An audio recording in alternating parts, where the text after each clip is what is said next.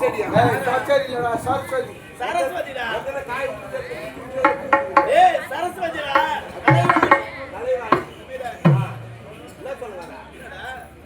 ஐயா, இப்ப நீங்க யாரை பார்க்கணும்? சிவசங்கராபுரி வட்டியாடக்கூடிய ஜெயம்பதாசுரனை சந்திக்க வேண்டும். அவ்வளவுதான், புறப்படுங்க.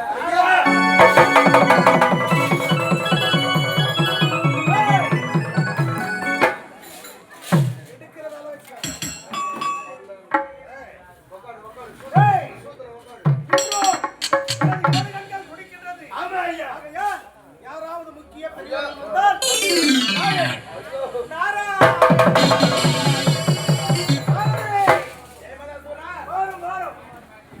இந்த சிவசங்கராபுரி கோட்டையை இன்று திடீரென்று தேடி வந்திருக்கிறீர்களே, இதுவரை இந்த சிவசங்கராபுரி கோட்டை தங்கள் பாதப்பட்டதே கிடையாது. இன்று திடீரென்று வருகின்ற என்ன காலம் தெரியுமா? ஜெயமதேஸ்வரா, எதற்காக உன்னை காண வந்தேன் தெரியுமா? காண வேண்டும் என்று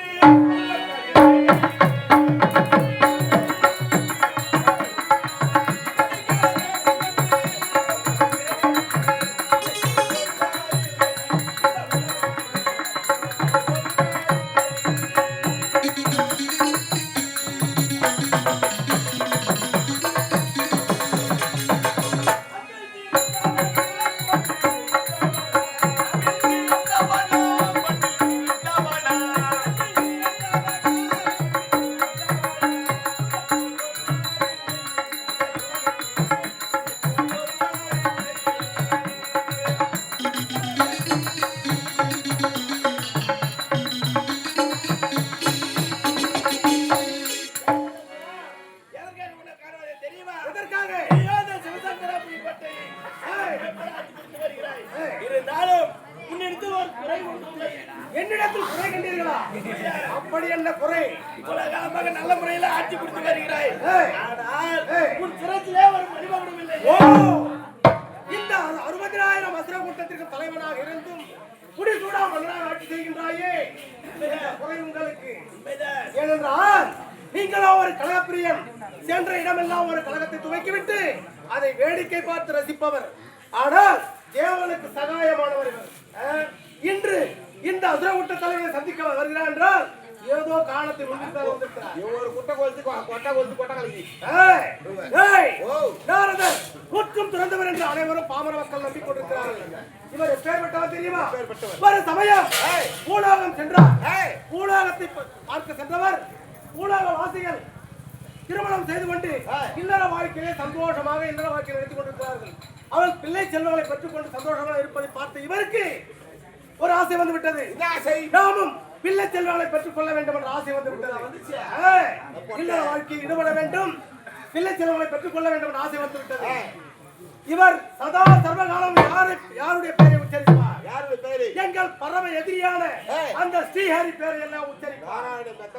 ஓடினார். தாத்தா, நான் பூலோகம் சென்றேன், பூலோக மக்களை பார்த்தேன். பூலோக மக்கள் திருமணம் செய்து கொண்டு இல்லற வாழ்க்கையிலே சிறப்பாக விளங்கி கொண்டிருக்கிறார்கள், பிள்ளை செல்வங்களை பெற்றுக்கொண்டு என்று உதவினான். அதற்காக நான் என்ன செய்ய வேண்டும் என்று கேட்டான் அந்த பிறகு பரந்தாவன். தாத்தா, நானும் இல்லற வாழ்க்கையிலே ஈடுபட வேண்டும், பிள்ளை செல்வங்களை பெற்றுக்கொள்ள வேண்டும் என்று ஆசைப்படுகிறேன், இந்த வரத்தை தாங்கள் அளிக்க வேண்டும் என்று கேட்டார். உடனே பேரா, நீ கேட்ட பிரகாரம் அப்படியே கொடுத்தேன் என்று உரைத்தார். ஆனால் இந்த நாரதரோ, தாத்தா, நான் இல்லற வாழ்க்கையிலே ஈடுபட வேண்டும் என்றால் ஆணாக அல்ல பெண்ணாக மாறித்தான் இல்லற வாழ்க்கையிலே ஈடுபட வேண்டும். உடனே அந்த வைகுந்த வாசன் அப்படியே நீ கேட்ட வரத்தை கொடுத்தேன், உனக்கு பெண்ணாகவே ஆக வேண்டும் என்று வரத்தை கொடுத்தான். ஆனால் மீண்டும் இந்த நாரதர் என்ன கேட்கிறார்? நான் பெண்ணாக மாறி இல்லற வாழ்க்கையிலே ஈடுபட்டு பிள்ளை செல்வங்களை பெற வேண்டும் என்றால் நீங்களே எனக்கு கணவனாக வர வேண்டும் என்று ஒரு வரத்தை கேட்கிறார்.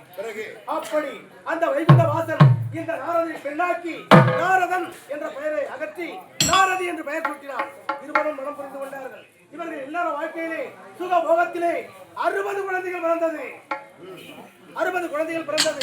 உடனே வைகுந்த வாசன் இந்த நாரதி என்ற பெண்ணிடம் அந்த 60 குழந்தைகளை ஒப்படைத்து விட்டு அவர் இருப்பிடம் சென்றார். இருப்பிடம் அடைந்தார். பாவம் பாமர மக்கள் ஒரு குழந்தை 2 குழந்தைகளை வைத்து அதை வளர்ப்பதே கடினமான விஷயம். அப்படி இருக்க இந்த நாரதன் 60 குழந்தைகளை வைத்துக் கொண்டு உலகத்தில் எப்படி வளர்ப்பான்? ஆகையால் அந்த குழந்தைகளை வளர்க்க முடியாது என்று நமக்கு இல்லற வாழ்க்கை தேவையில்லை, துறவரமே போதும் என்று அந்த 60 குழந்தைகளை வைத்துக் கொண்டு வைகுண்டம் ஓடினார். தாத்தா, எனக்கு இல்லற வாழ்க்கை தேவையில்லை, துறவரமே போதும், இந்த 60 குழந்தைகளுக்கு தாங்கள் தான் ஒரு வழி சொல்ல வேண்டும் என்று கேட்டார். உடனே அவன் மனைவியான இவளுக்கு தெரிந்தால், லட்சுமிக்கு தெரிந்தால் அவமானமாக போய்விட்டேன் என்று யோசித்தான் வைகுண்ட வாசன்.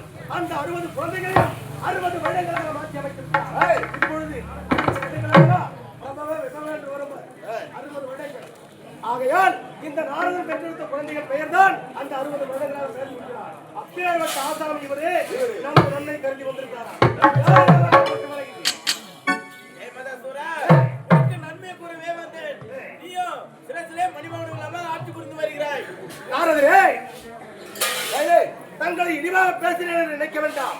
நீங்கள் தேவர் சகாயனாக இருந்தாலும் அவ்வப்போது எங்கள் போன்ற அசுர குலத்திற்கும் சகாயமாகத்தான் இருக்கின்றீர்கள்.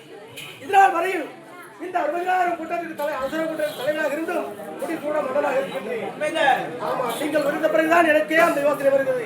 ஆமா, என் சிரத்தை அவதரிக்கக்கூடிய அந்த மணிமகுடம் எங்கே இருக்கிறது சொல்லுங்க. உன் சிரசுக்கேற்ற மணிமகுடம் எங்க இருக்கிறது தெரியுமா? எங்கே இருக்கிறது? அந்த பொண்ணுலத்தை ஆளக்கூடிய தேவனாருக்கும் மணிமகுடம். ஓ,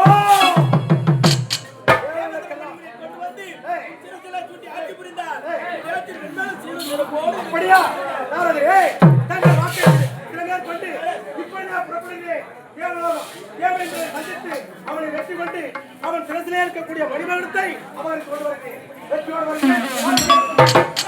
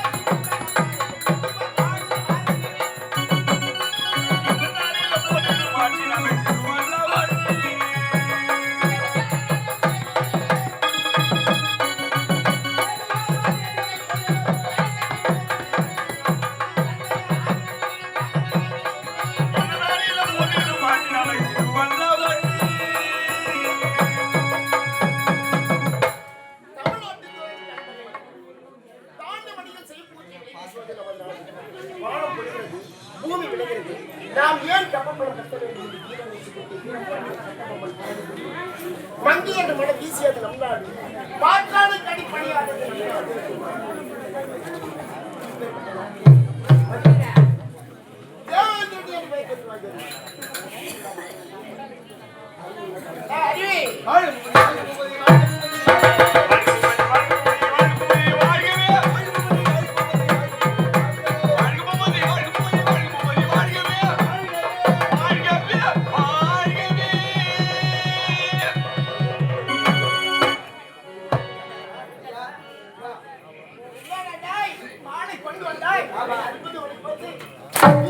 ஓஹோ, உங்களுக்கு போன வேண்டிய மாடலே நான் போட்டு பாக்குறீங்களா? இப்பதான் எல்லா இடத்துலயும் பாம்பு வச்சுறாங்களே, இதுலயும் பாம்பு வச்சுட்டாங்கன்னா பரிசோதனை பண்ணி பார்த்து உங்களுக்கு போடலாம். அப்படியா? நீங்க அமர்ந்து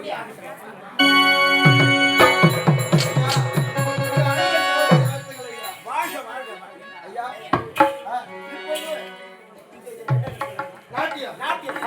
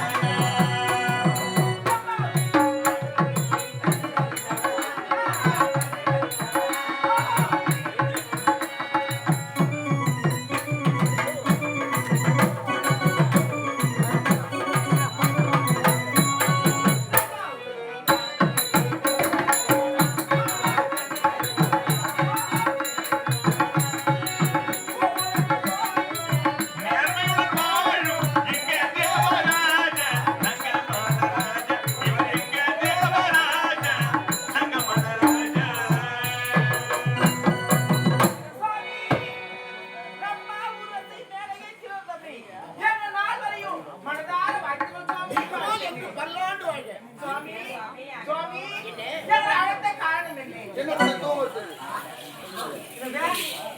நீங்கள் அனைவரும் சென்று ஏம்மா, இப்படி வாங்க. டேய் அறிவு வாடா இங்க அன்பு மகனே